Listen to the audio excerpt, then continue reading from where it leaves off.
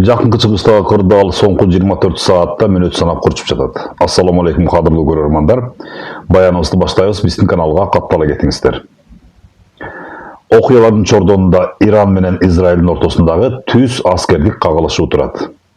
Израилдик булактардын маалыматы боюнча Ливандык Хезбалла кыймылы акыркы суткада Израилдин түндүгүнө 500дөй ракета атты.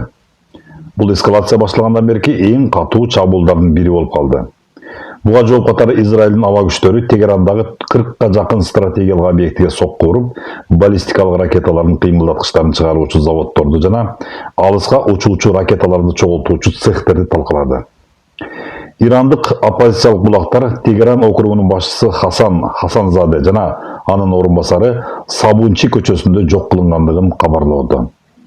Ошол эле учурда Ирандын армиясы Украинанын башкы чалгындоо башкармалыгына таандык учкучсуз учактарга каршы жабдуулар сакталган складка сокку уруп, ал жердеги 20га жакын адисти жок кылгандыгы маалым болду.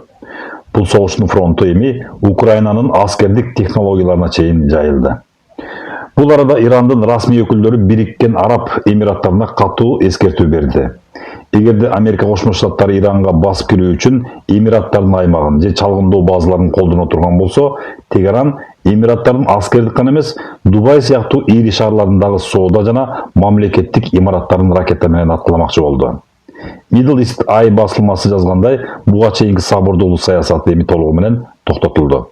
Бул кооптуу кырдаалда Йемендик хуситтер да Израилге каршы согушка расмий киргендигин жарыялап, алгачкы ракеталарын учурушту.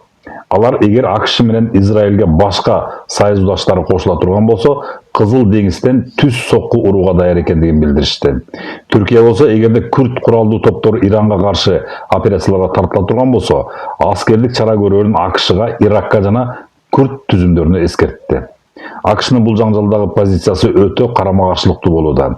Президент Дональд Трамп Financial Times газетасына берген маегинде Ирандын мунай экспортунун 90%ын камсыздаган Харк аралын басып алуу планында бар экендигин ачыктады.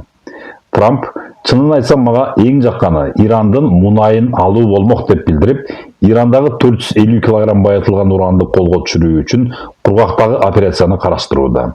Бирок бул аскердик компания АКШ үчүн өтө кымбатка турууда. Пентагон 30 күндүн ичинде $30 миллиард коротtu. Саудиядагы базада АКШ тарыхта биринчи жолу баасы $100 миллион алыска чалгындоо учагынан айрылды. Американын өзүндө болсо Трамптын чексиз бийлигине каршы бизге королдун кереги жок деген ураандар менен ири нааразычылыктар башталды. Ошол эле маалда Трамп Тегеран АКШнын 15 пункттан турган планынын көбүнө макул болгондугун жана жакында чоң келишим түзүлүшү мүмкүн экендигин айтууда. Тегеран АКШга 20 мунай танкерин тартуу катары бергени да кабарланды.